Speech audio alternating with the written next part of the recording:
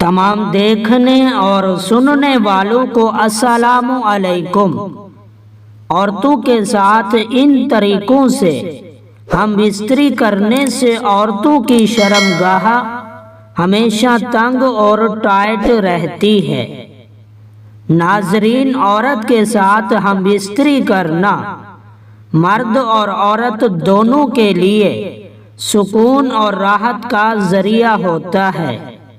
اگر مرد کسی بھی پوزیشن میں عورت کے ساتھ ہم بستری کرتا ہے، کسی بھی وقت کسی بھی جگہ ہم بستری کرتا ہے، تو ہر حالت میں دونوں کے لیے سکون کا باعث بنتا ہے۔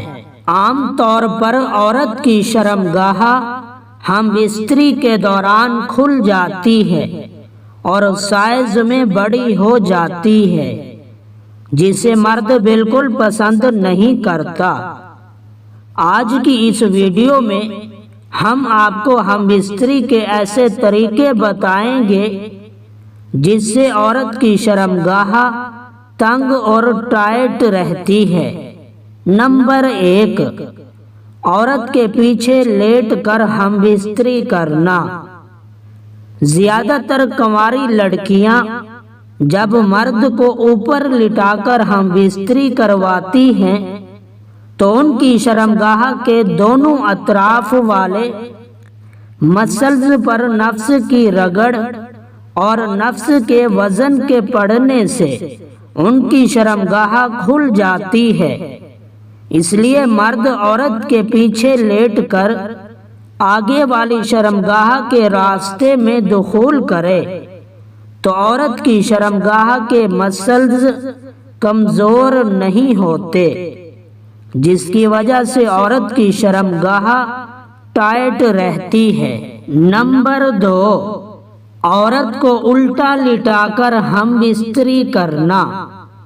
عورت کو سیدھا لٹا کر ہم بستری کرنے سے مرد کا پورا نفس عورت کی شرمگاہ میں چلا جاتا ہے، جس کی وجہ سے عورت کی شرمگاہ کھل جاتی ہے اور سائز میں بڑی ہو جاتی ہے۔ لیکن عورت کو الٹا لٹا کر اور اس کے اوپر لیٹ کر نفس کے دخول سے عورت کی شرمگاہ کے مسلز کو مرد کے نفس سے زیادہ چوٹ نہیں لگتی، جس کی وجہ سے شرمگاہ کے کھلنے کا امکان کم ہو جاتا ہے۔ نمبر 3، کھڑے ہو کر ہم بستری کرنا۔ اس حالت میں عورت کی شرمگاہ کو مرد کی شرمگاہ کے اوپر نیچے یا اندر باہر کرنے کو زیادہ ٹائم نہیں ملتا، جس کی وجہ سے عورت کی شرمگاہ کے مسلز نفس کی رگڑ سے محفوظ رہتے ہیں۔ جب شرمگاہ کے مسلز ٹائٹ رہتے ہیں تو شرمگاہ بھی تنگ اور ٹائٹ رہے گی۔